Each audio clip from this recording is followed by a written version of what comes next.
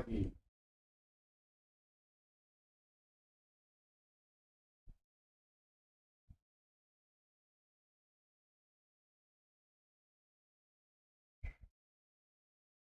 Gimana tahu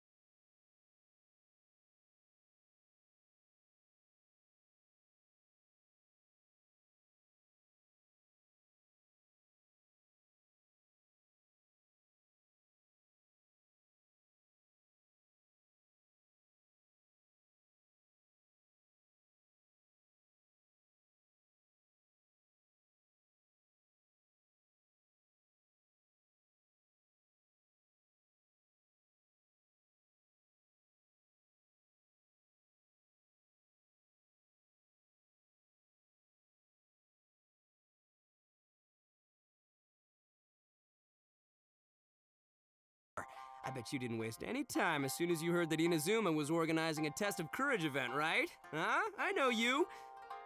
Oh, what am I doing? Well, obviously I'm here scouting out the place. I've been investigating the area and have already figured out all the plans for the event. Of course, I can tell you all the details. We're practically family. I'm Max Middleman, and this is the Genshin Impact version 3.3 special program. Let's roll the version 3.3 trailer.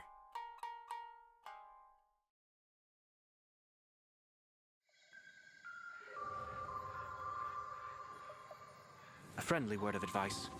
Test of courage events tend to give rise to a variety of strange rumors and stories. So please, be sure to exercise caution. Ah!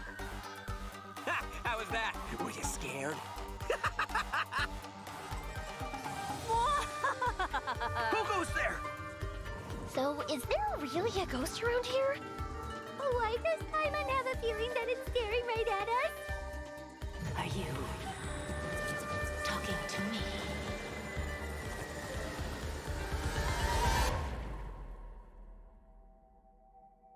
Jester, I have completed the task you gave me. From this day forth, Balladeer and Kabukimono will cease to exist.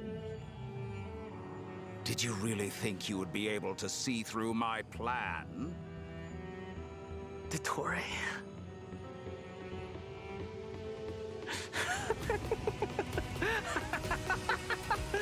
Dottore! In that case, I'll take some time for myself now.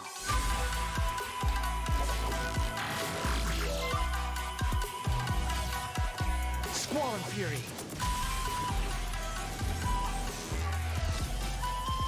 You dare to gaze upon me?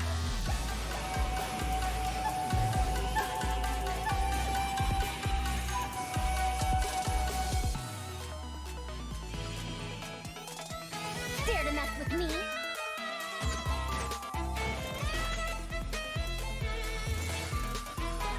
Too late for regret. Have fun with this gift. Scaramouche, the mere fact of your utility does not make you indestructible.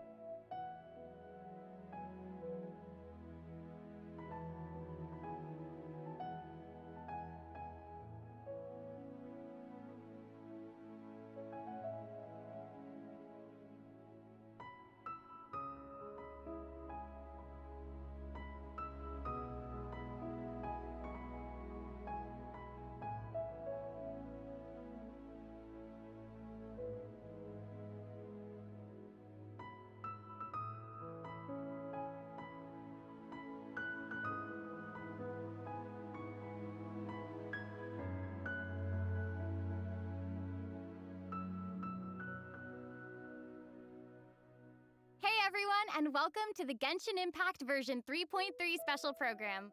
I'm your host, Sarah Miller-Cruz, the voice of Lumine in Genshin Impact. And today I'm joined by... Max, the one and only Middleman, voice of the one and only Arataki Ito. And I'm Patrick Pedraza, voice of the Wanderer. But up until now, travelers have only known me as Scaramouche, and everyone's been battling me in the game lately. Yeah, that's true. But to be fair, it's a really cool fight. It's a really cool fight. Yeah, I know. Anyway, I'm super excited to have the chance to share some upcoming content with everyone. What did you all think about that trailer? Okay, so I definitely saw Irminsul in there, and I am really excited to find out more about it.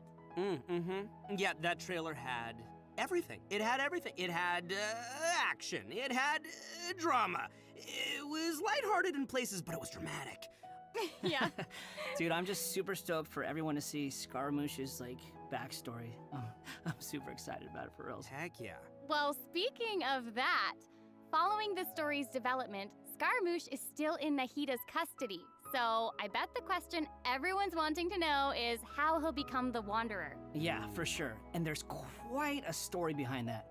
If you're interested, then be sure to play through the Archon Quest interlude chapter, Inversion of Genesis. There is so much to learn in this quest, so I hope everyone checks it out. Oh, come on, man. You can't just leave everyone hanging like that. How about some hints? Come on, please. Please. All right. How can I Yes. say no to a cute chibi-ito? You can't. Here's a little preview from the quest. We ran into two people at the academia today talking about an essay. Turns out their topic was about the Tatarasuna incident. From what they were saying, it sounded like lots of Tatarasuna's history is still unexplained. And most of the information we have now is just from people filling the gaps with their imagination. At least that's what they thought. Well, they guessed right about one thing. Tatarasuna was sabotaged. That Oh, was man. pretty rad. Wait, why are they talking about Tatarasuna? I guess we'll have to see. It is interesting, though, to see the Traveler, Nahida, and Scaramouche all together so peacefully like that. Yeah, but in this interlude chapter, Nahida will task the Traveler and Paimon with keeping an eye on Scaramouche while we go with him into Irminsul in search of some information. Oh, interesting. So obviously Nahida must have some reason for deciding to keep Scaramouche around. Oh, yeah, totally. And I'm liking Scaramouche's new style. Ooh, dude's looking sharp. Heck yeah, always. Nah, right. And at this point, he's known by a completely different name, the Wanderer. I love that name. Okay, so I know I'm not the only one who's curious about what happened. I mean, it looks like he's really changed a lot. Yeah, for sure. But I'm afraid that's all we can show for now. Travelers will have to experience the story for themselves in-game. I mean, it's better to explore the storyline without too many spoilers, right? True. Yeah, I guess you're right. Okay, we'll leave the rest for travelers to discover themselves. But the Wanderer is also going to be a new playable character in version 3.3, so let's talk about that. I'm sure many of our viewers are curious about his talents. Heck yeah, sure thing. Let's have a look at the Wanderer in combat. There's no need to exchange pleasantries. It's rather pathetic to force a conversation just to occupy silence. The wind rises.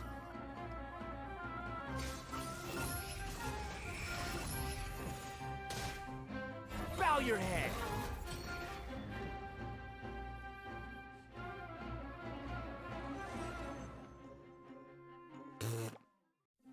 All right, Patrick, you're up. Help introduce the Wanderer for us. Sure thing.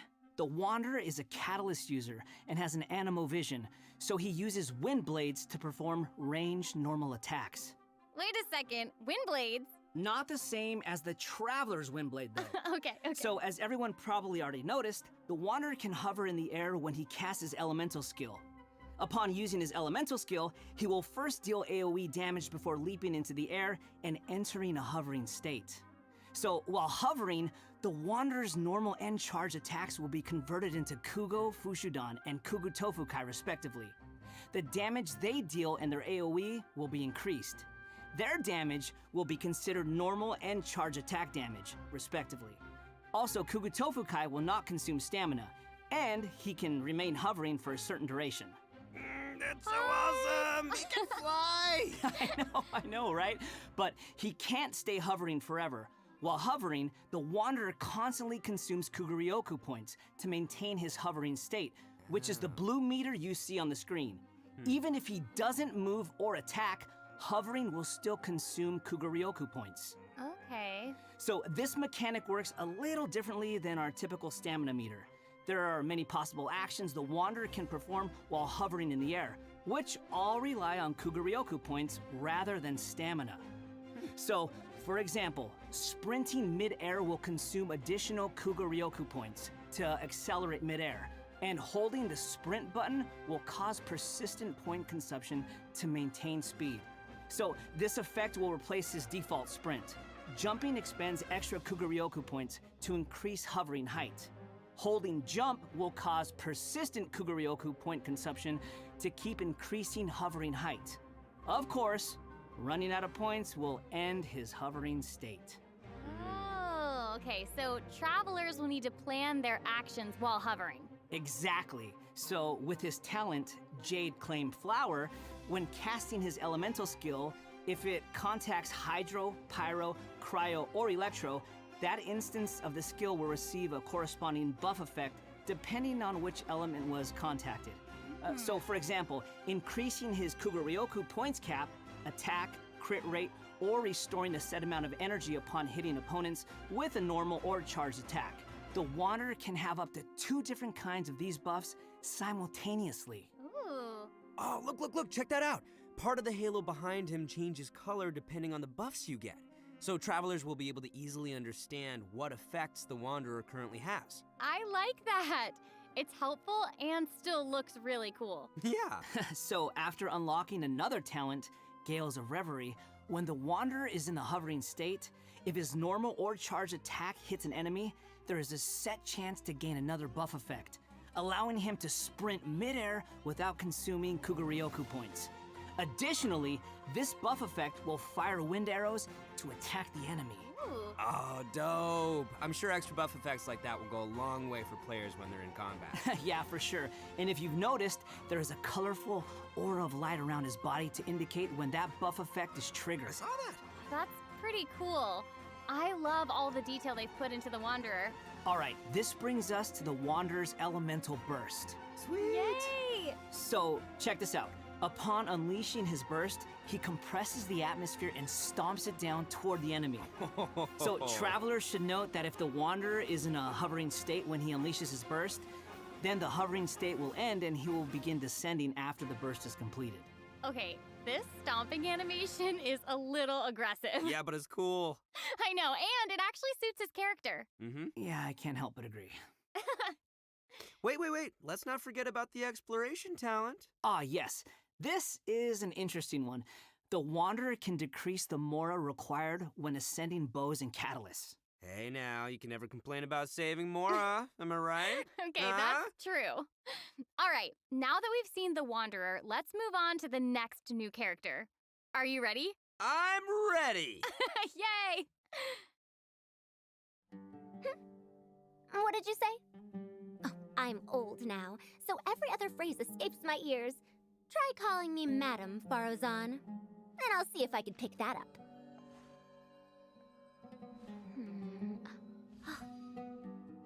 Huh? What is it that you would like to learn more about? Different forms of pressure-based puzzle mechanisms? The base layer design of elemental monuments? Huh. Wait. Did you forget to call me Madam Farozan just now when you asked your question? Whoa! What? There's nothing wrong with being afraid of thunder, even at an older age. Oh, my she sounds gosh. sassy. Yeah, know. and smart too. She seems so awesome. She's fun. I wonder what her skirt's made I out know, of. her design is so cool and really detailed. I love it. So, even though she looks super young, she's actually an old person? Like, where's my teeth? Well, she's not that old. I Oh, don't know, right. could've fooled me. Farazan's age is probably still nothing compared to Scaramouche. Mm-hmm. But let's call him the Wanderer, Sarah, please. Okay, you know who I meant. Actually, now that I think about it, yokai can also live a really long time too. That's right, yeah, no, and speaking of age, isn't the Traveler's age also kind of mysterious? Mm-hmm, that's true. It looks like all of our characters are intriguing. But it's safe to say that Faruzan is way older than most people in Teyvat. Faruzan works in the Academia's Haravatat Darshan and has been a Hairbod, which roughly means mentor, for over a century. So, I bet everyone out there is wondering if she's also some kind of creature blessed with long life, you know? Like Klee? No, she's actually just your regular, typical human being. Oh. Well, maybe not so typical. About 100 years ago, Faruzan was an undisputed genius, traveling all around Sumeru and solving many puzzles and mysteries. The notes she left behind eventually became the basis of mechanical research for later generations. Whoa, she sounds pretty amazing. But later, she accidentally stumbled into some ruins while trying to solve a puzzle. There, she encountered some strange phenomenon which stopped her from aging, and was trapped there for nearly 100 years. Woo! She eventually solved the puzzle and was able to finally return to Sumeru. Can you imagine being trapped in a puzzle for 100 years? Mm-mm. Wait. So that's how she's been hairbod for over a century. Yeah. And even now, she still has the pride of a scholar in her heart and is a very talented person. It's just that after being separated from the world for so long, she's kind of fallen behind the times now. Oh, hey, I get what you mean. She was once a proud researcher in a niche field that has become unpopular after 100 years. So, is she still completely dedicated to her field? Yep. And she often tries using her old age as a means of drumming up support for her ideas. However, I think she'd prefer to be complained about for using her seniority rather than garnering sympathy for her experience of being trapped in the ruins. Yeah, sounds like she's quite the character. I know, right? Okay, so now that we've covered her backstory, why don't we take a look at Faruzan's abilities in combat? Let's do it. Fight, fight, fight, fight. 100 years have passed, yet there hasn't been any change to those dumb rules at the academia. Dare to mess with me? Have fun with this gift!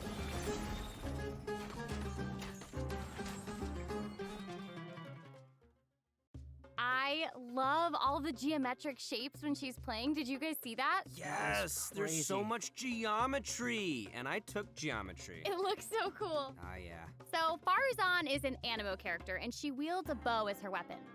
Her normal attacks are the usual bow attacks you'd expect from a bow user, so there's not too much to say about that. But her skills are where things get interesting.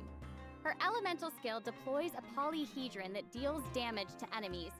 After using her skill, her next aimed shot will become a special attack that creates a vortex, pulling nearby objects and opponents in.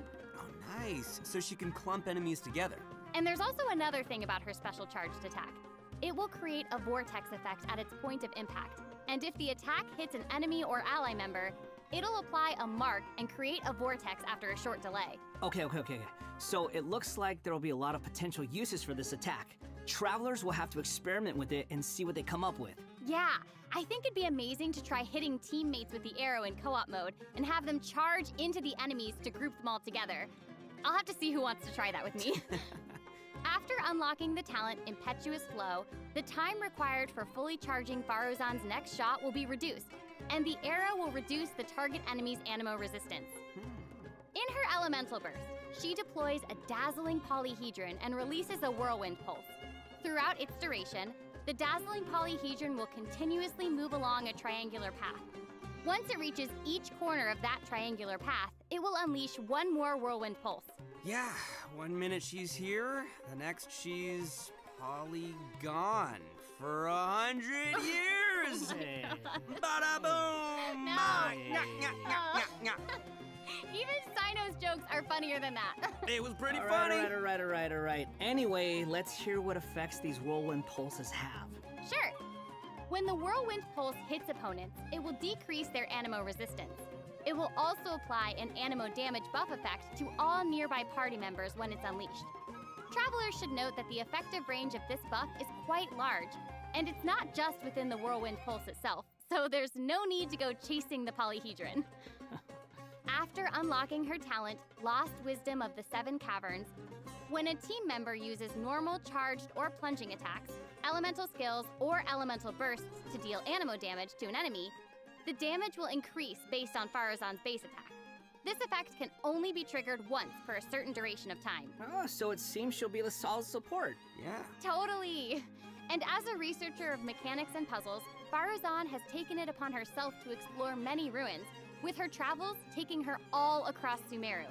Her exploration talent reflects this, and she gains more rewards when dispatched on a Sumeru expedition for 20 hours. I'm sure no other mentor in Haravatat has 100 years of experience in solving puzzles. Yeah, I gotta say, that's pretty hard to beat. Mhm. So, the big question is, when can travelers expect to get these new characters? That is a good question. Let's talk about the upcoming event wishes. In the early part of version 3.3, the Wanderer and Arataki Ito will be available via their own event wishes. Farazan will also be making her debut in these event wishes. In the later part of version 3.3, we'll be seeing rerun event wishes for both the Raiden Shogun and Kamisato Ayato. And last but not least, the new 5-star catalyst, Tule Tula's Remembrance, will be appearing in a new weapon event wish. And that's not all. In version 3.3, 2 brand new artifact series will become available. So travelers should be sure to check out the corresponding domain. Woo! More artifacts! All right. I hope travelers will have fun experimenting and trying new combinations with these. Yeah. Okay, we've already talked about a ton of new content, so why don't we take a quick break with another redemption code? Sounds good. Roll out the code. Woohoo!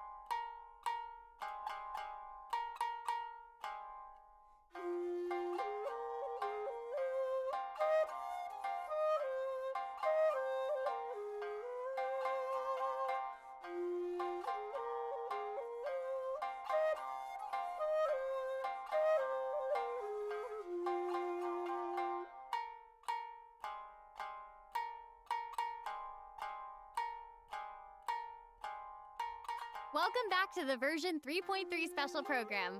Okay, Patrick, what do we have next? So next, we'll be covering the upcoming events for the new version. That's right. We've already mentioned the Test of Courage event, and I'm sure plenty of you were wondering about that, so let's start there. Aha! You must be here to participate in the Test of Courage. I can already see a dark aura surrounding the two of you. If you carelessly go running into the event, all it'll take is one little misstep, and the darkness will swallow you up. Some strange and unusual things may occur along the way. If you ever feel you can't handle it, you may withdraw from the event at any time. This is your last chance. I'll count it down. 3, 2, 1.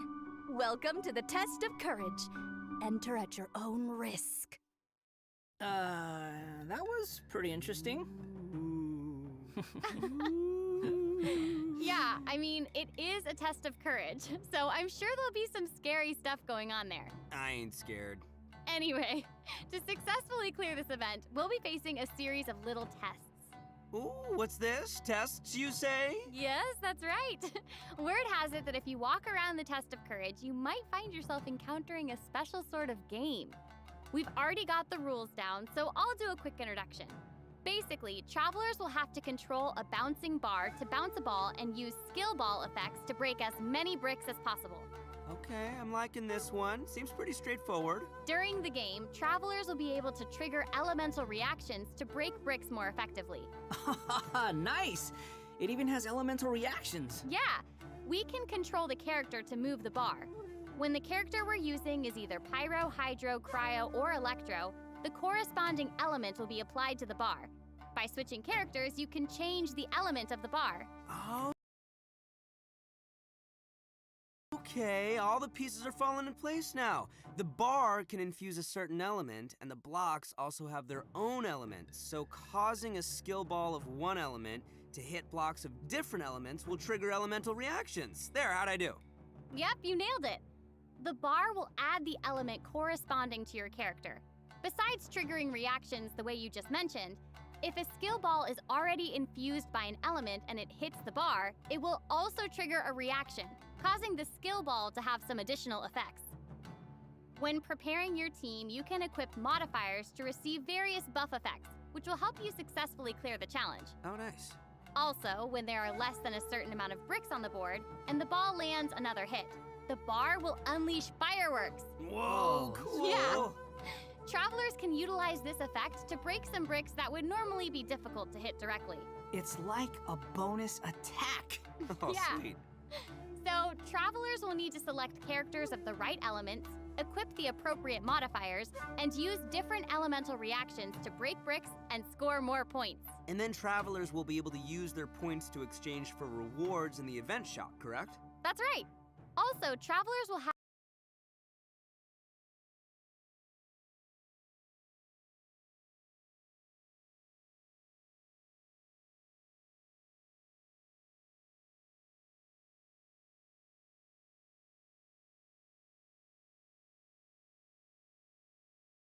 the option of teaming up and playing the event together in co-op mode. Oh, looks like a lot of fun. Yeah, super fun. Yeah, in addition to this minigame, the Test of Courage storyline will also contain more challenges.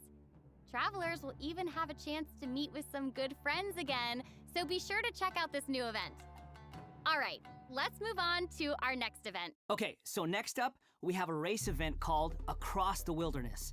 Your objective, collecting balloons. Woo! I don't know, seems like the Wanderer's abilities might come in real handy here. I know, right? So, in this event, each stage will have wilderness balloons scattered all around. Travelers will need to find as many wilderness balloons as possible within the time limit to earn increasingly better rewards.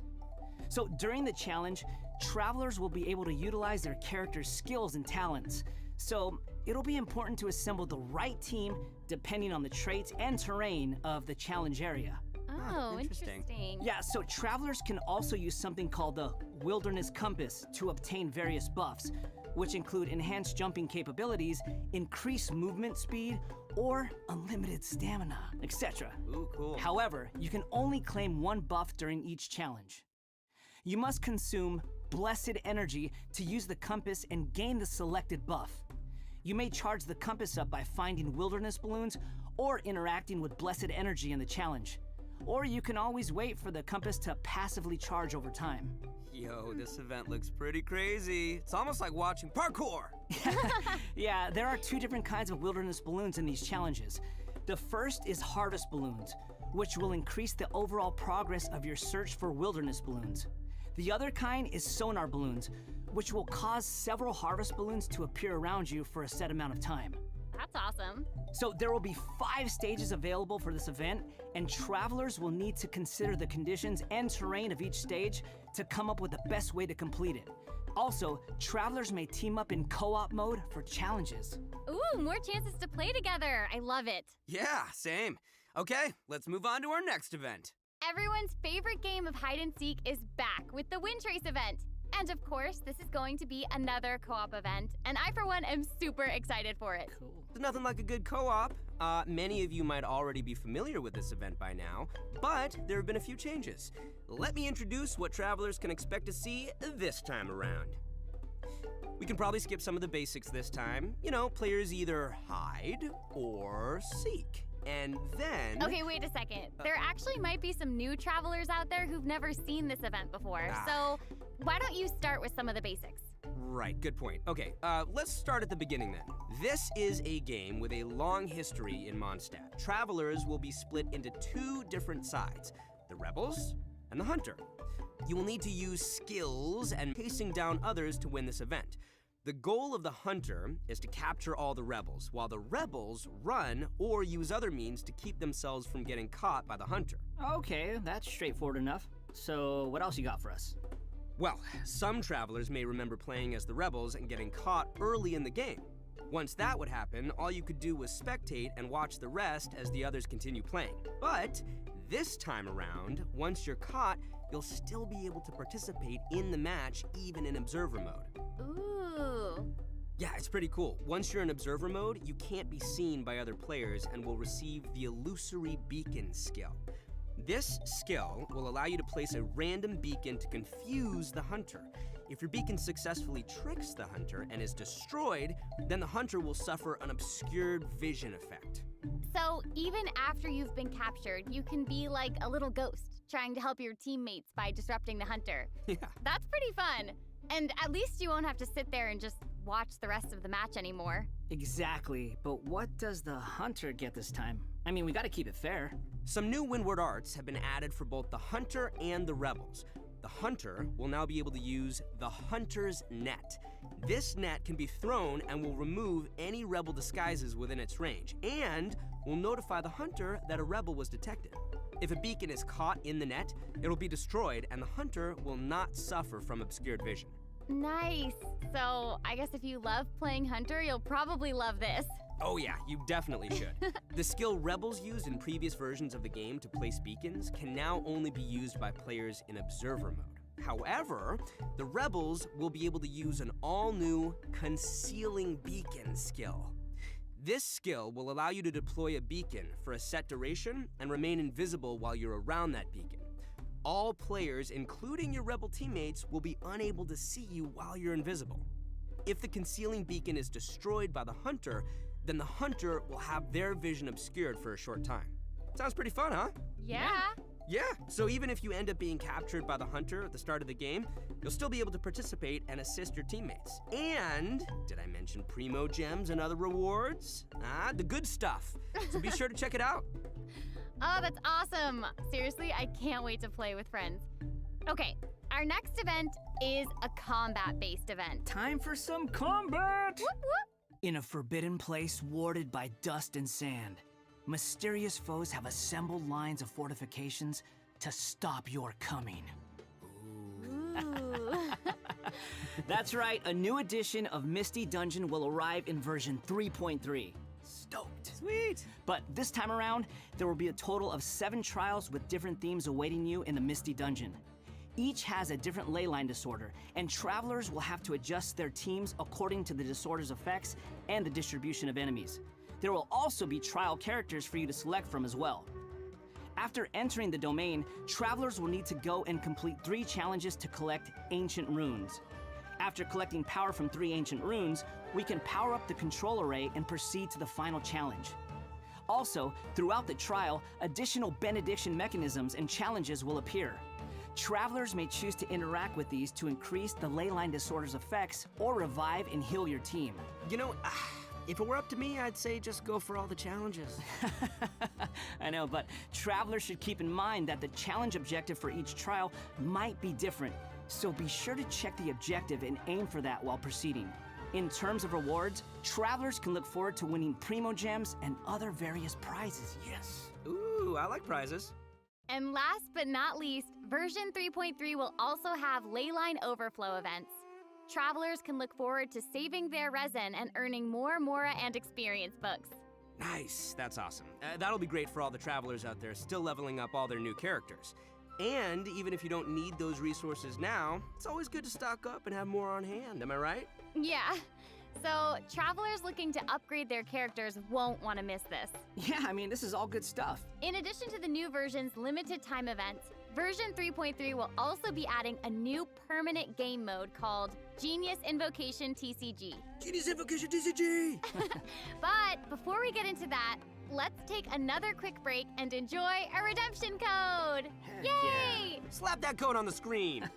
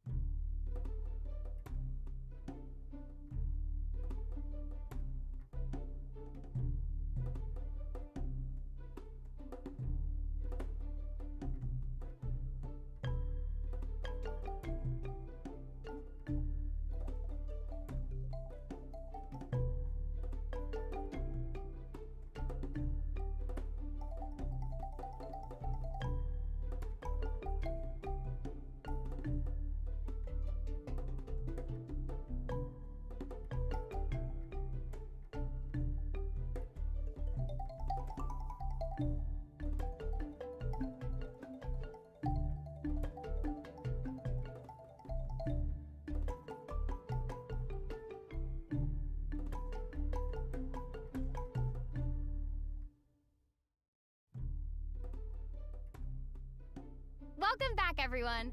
During our journey into VAT, we've stumbled across several NPCs talking about a game called Genius Invocation TCG.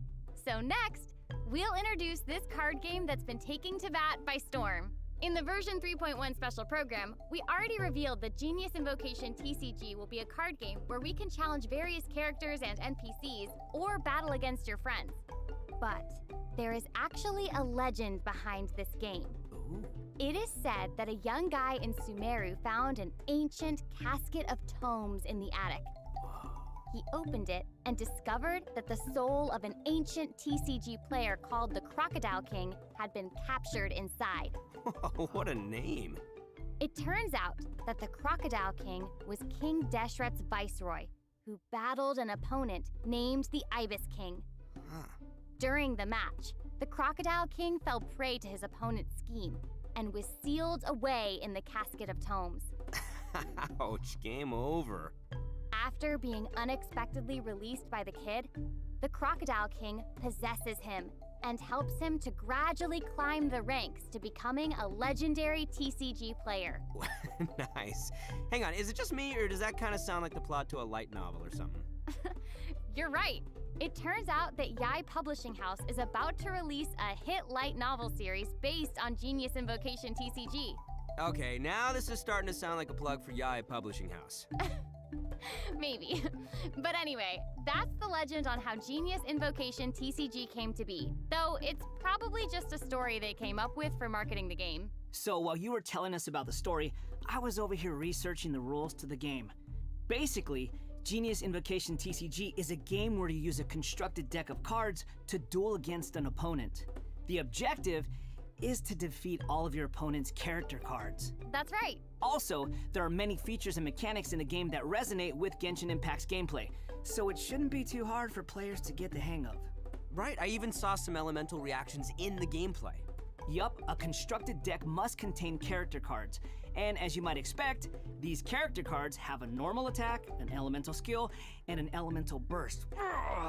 So when a character card deals elemental damage to an enemy, it will cause them to be affected by that element. Then, you can switch to a character card of a different element and use their abilities to trigger an elemental reaction. Wait, did you guys notice that there are even monster character cards? Can we even make a deck of, like, just the monsters from the game? You're really getting into this, Max. Heck yeah, I am! I like card games! Who doesn't? So in Genius Invocation TCG, all actions require you to spend elemental dice. Each round, both you and your opponent will roll 8 elemental dice. Each of these elemental dice can have any one of 8 elemental attributes. Hold on, but there's only 7 elements in the world of Teyvat. You're right. So in addition to the 7 standard elements, there's also one called the Omni element. The elemental dice required for a character card to perform an action correspond to the character's element. So for example, a Pyro character like Diluc needs either Pyro or Omni elemental dice to perform an action. Clear now? Yep, crystal clear. Also, elemental dice can be used to switch characters or play a variety of other cards, such as equipment cards, event cards, and support cards. All these cards create the potential for a variety of strategies. Right. While playing Genius Invocation TCG, travelers can earn player experience, which will increase your player level. As your level increases, you'll be able to challenge more characters and NPCs. By completing challenges, you may earn lucky coins, new cards, or other rewards. Lucky coins can be exchanged in the event shop for cards, or can even unlock dynamic skins for certain cards. Dynamic skins? Those are cards that have moving illustrations, right? That's right. All character cards can unlock a dynamic skin. After unlocking that, there'll even be a cool bonus animation whenever you cast that character's elemental burst. Cool. And if you're confident in your TCG skills, you can also invite a friend to duel. After reaching a high enough player level, you'll even unlock a matchmaking mode. So be sure to give it a try. Travelers should note that playing against your friends or other travelers won't count towards any leaderboards or provide any rewards. So you can relax. It's all just for fun. Okay, that's everything we have for Genius Invocation TCG, and that brings us to the end of today's special program. Aww. So, what did you think? Why does it have to be over? There's so much that this version has to offer. Yeah, I can't even take it all in right now. I'm just super stoked to be part of this. I think I just gained some Kuguryoku points just doing this whole thing, so. Man, the new characters look cool. I know, what about Scaramouche hovering? Like, that's insane. I know, that's awesome. That's super dope. That's awesome, and I cannot wait to play in some of these events and mini games. I'm super excited. This was so fun. I'm really glad that we got to do the special program together. I'm so happy I got to come back for another special program. This is my third time being on one of these, and I can't wait for number 4. I'm counting. I'm so happy. This is my first one, so thank you for having me. Yay! Doesn't it feel good? Yes. Doesn't it I feel good to honored feel be here. special? Seriously, I'm Do just you like- feel special? I really do. Thank you.